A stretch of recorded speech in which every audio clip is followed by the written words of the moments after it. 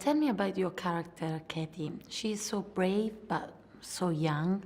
So how was it to interpret it for you?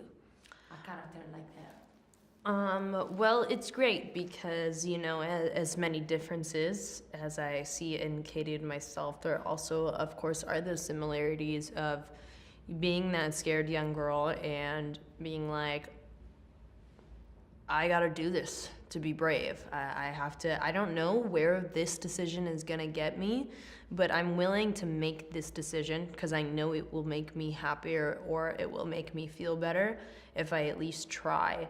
And I feel like, I always say, like, take everything you can and then decide what to do with it, because every opportunity, take everything, anything that comes your way. Never look at something and say, is it good enough for me? Should I do that? No, take everything, and that's kind of what my character does. She says, okay, fine, I'm gonna fall in love, I'm gonna live my life, I'm gonna do everything that these doctors and my dad and everyone in my whole life has been telling me not to do, and I'm gonna do it because I have a life and I deserve to live it as everyone does. Just one. Both movies, Midnight Sun and I Still See You, are directed by Scott Spear. What do you like about working with him?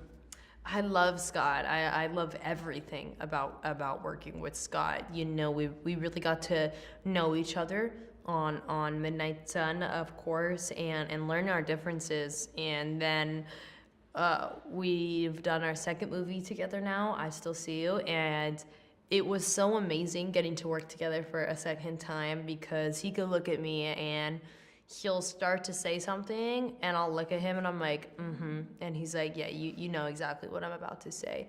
And it's so much easier when you have this bond with your director, because you guys are putting an artistic vision together.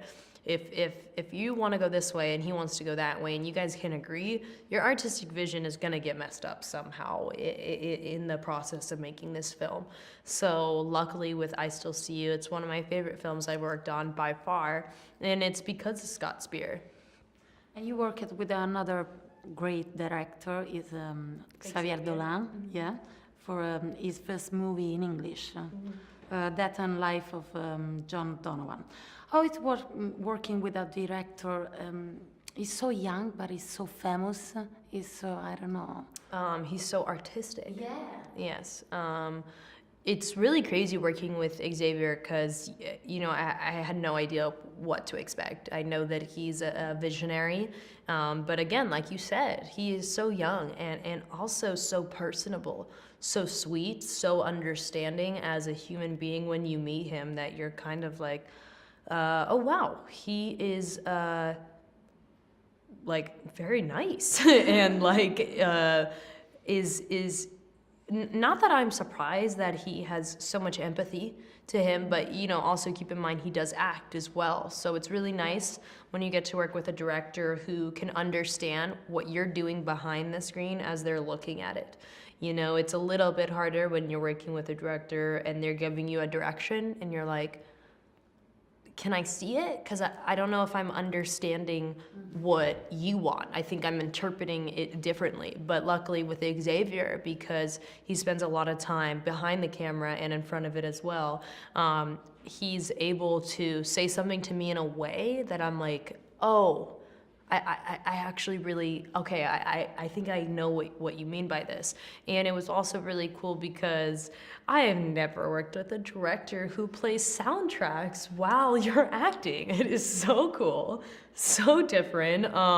But man, it really does with, music is one of those universal languages that everyone can speak, where everyone can tap their foot. Everyone pretty much likes music.